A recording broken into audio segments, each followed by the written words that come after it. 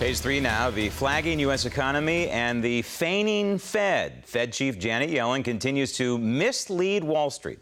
This time, Yellen says stock prices are, quote, quite high. No kidding, Janet.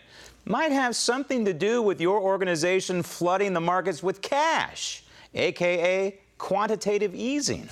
I guess I would highlight that equity market valuations at this point generally are quite high. Now, they're not so high when you compare the returns on equities to the returns on safe assets like bonds, which are also very low, but there are potential dangers there. We're not seeing any broad-based pickup in leverage. We're not seeing rapid credit growth. We're not seeing an increase in maturity transformation. And I would call those things kind of the hallmark of a financial bubble or the precursors of a financial crisis. But these are things we're, of course, focusing on very carefully. Now, here's more of the Fed's fan dance, interest rates. Yellen keeps crying wolf. Nothing ever happens. So here's the question. Why is anyone on Wall Street even listening to Janet Yellen? Joining me now from Miami, chief economist at First American Financial Corporation, Mark Fleming. Mark, interest rates. I've been saying on this program for quite some time, the Fed cannot raise interest rates. They've essentially painted themselves into a fiscal corner. What do you say? Well, I guess, I'm an economist, and so I'm supposed to forecast things. And I'll give you a forecast, and that is that eventually interest rates will go up, right? They certainly can't go down any further than they've gone. I think the question is really about timing, and that's probably being pushed further out, maybe as far as into 2016, sorry. But if we like an $18 trillion debt, just one aspect alone of raising interest rates, the debt service, the interest rate debt service, if those interest rates go up, I mean, this could, you talk about another bubble that's waiting to burst. Isn't that one of the elements of increasing interest rates?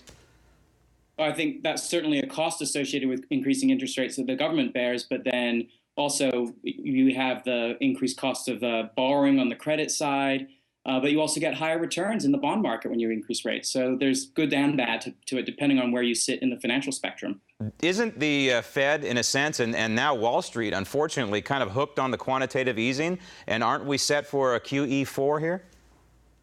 Well, I don't know if there'll be QE4, but I think your point is well taken that the Fed and monetary policy more broadly clearly influences Wall Street first, and the hope is that it transfers over to Main Street. That's a lot more difficult. Main Street really should benefit from fiscal policy, and that's one of the things that the Fed has actually said that they wish they got more of through this cycle was help on the fiscal policy side. But that's the problem. The quantitative easing that has helped Wall Street. We've hit Dow 18,000, it's dropped a little bit, but it's around 18,000, but it hasn't percolated down to Main Street. And that's one of the reasons why this week we got some terrible news on hiring, that layoffs is hitting a 3-year high with what's going on with this monetary policy, plus a 0.2% first quarter GDP. Are you surprised?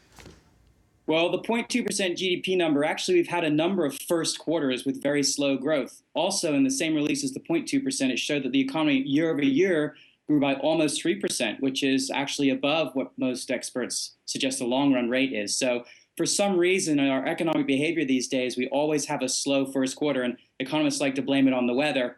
But maybe there's something else going on that always happens in the first quarter at the moment. So I'm not too concerned about the 0.2. But if you look at the average GDP over the Obama administration in the last 6 years, it's about 1.5%.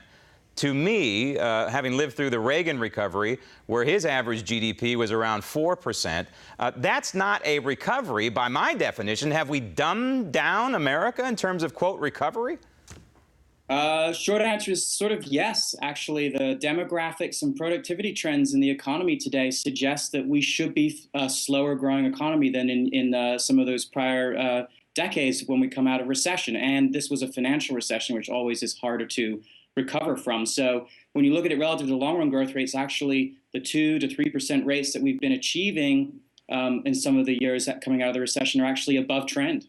So you have something called the Fed Watch Index, which looks at components like inflation. What are you seeing there?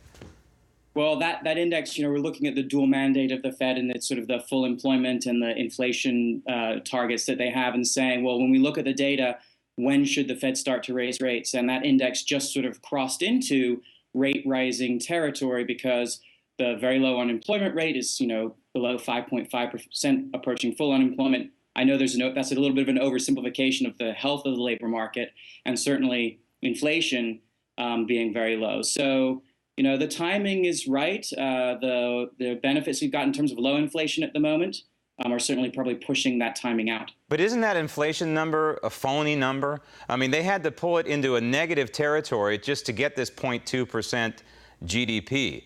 If you ever go to the grocery store and you look at the price of a loaf of bread, right, or a gallon of milk, of course, the gas pump is excluded from that number, which makes no sense to me whatsoever. Isn't this kind of a non-accurate reading of inflation?